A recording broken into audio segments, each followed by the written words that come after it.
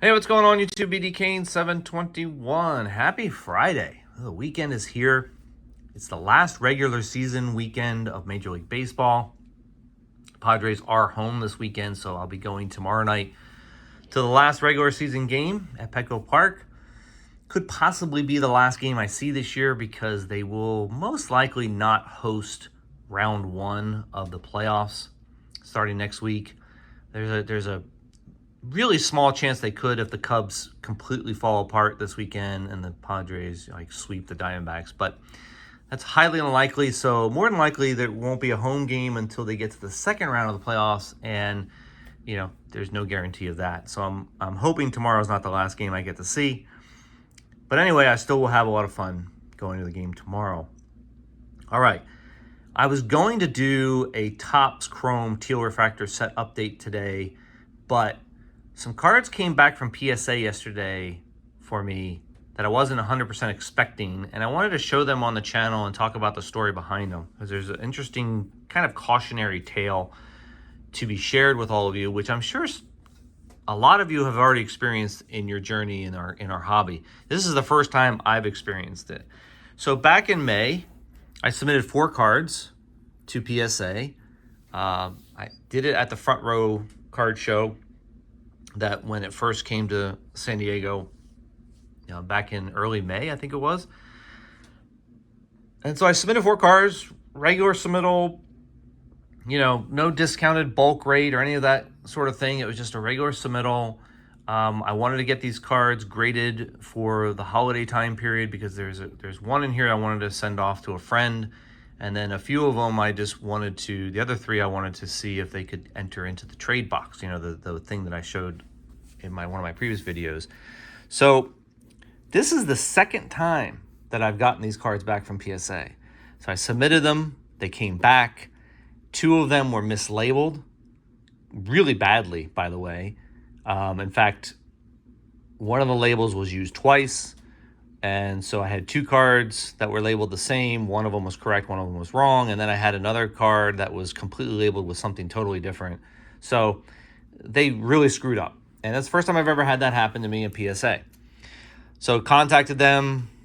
They took me through the process of their review, where they have to review the cards and then review the submittal with some photos that I sent them of the cards, and then they told me to resubmit them. They gave me a label. I put them in a box, sent them off, and I just got them back today. So they were actually really easy to work with. It just has taken a long time, obviously, to get these cards back.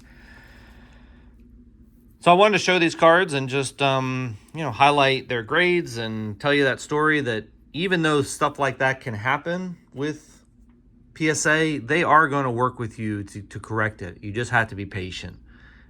And it's tough to be patient, especially if you're doing high dollar value cards, which these generally are not. But they're cards that I certainly want to have in the collection, right? So you definitely want to be treated fairly. And they did a really good job, I have to admit. And shout out to Brian over at PSA. I know he doesn't watch my videos, but he was the guy that really helped me through this process. First card is one of the cards I want to give away in the holiday time, going to a Cowboy collector. This is 2008 Finest Moments Tony Romo Refractor. These are numbered to 99. This one's numbered 11 out of 99. Just a cool looking card. Shines a lot for 2008. So I got a 9 on this one. I actually know the grades on all 4 of these cards because obviously I went through that process. So I kind of know, I had to know, being a part of that process. So nice looking card there. I forget where I actually got that card from, to be honest. Probably was something I found in a value box or something around here. Then we have here the 2020 Topps Update, Derek Jeter, 20 years of captain, with his 2020 patch here, highlighting, I guess, 2006. And this is the black version, and it's numbered out of 50. It's numbered 33 out of 50. Great looking card. It's one of those thick cards. I don't know if you can't really see it on the video here. It's one of those thick cards. So it's in a thick holder. That's why this sleeve is not super tight on it. I don't have any of those sleeves like I do for these standard card sizes.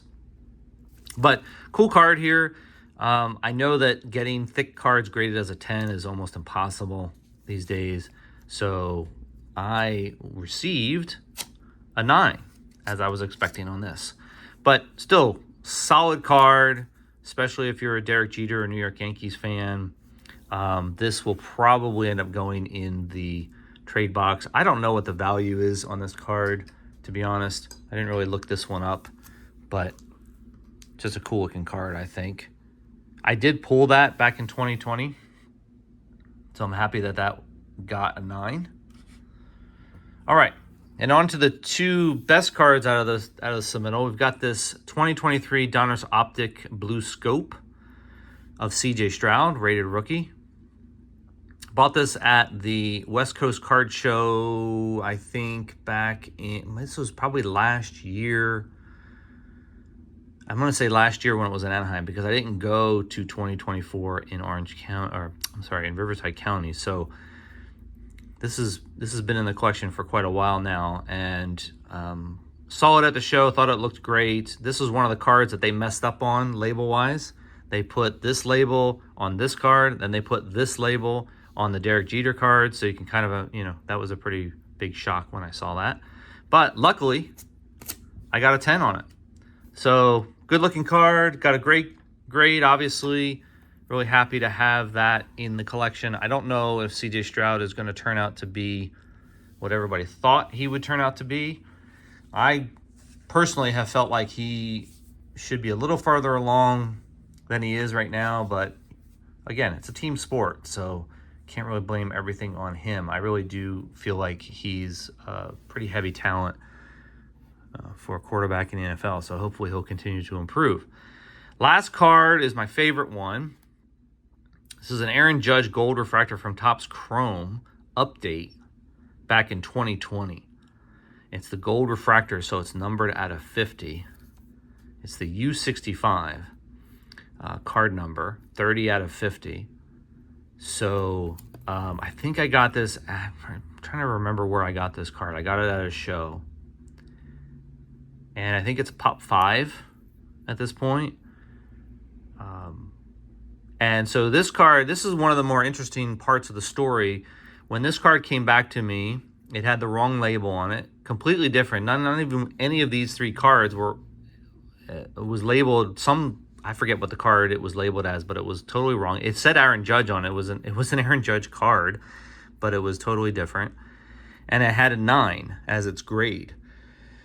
So I just expected it to be a 9 when I got it back. But lo and behold, it came back as a 10, which blew me away because I didn't think this would get a 10. And I'm happy it did, because it puts it into a whole nother category, especially since Judge is competing once again for the MVP, even though he probably won't win it this year with Calrelli doing what he's doing. But it's still a fantastic card. Love that card.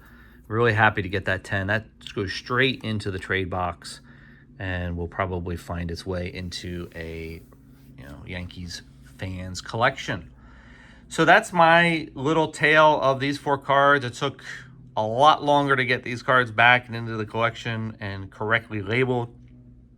But I learned a great lesson that PSA will work with you when things go wrong. It just takes time, and be patient. All right, guys, have a great weekend. I will do my update to my Topps Chrome Teal Refractor set next week, and I look forward to doing that. I will see you then. Later.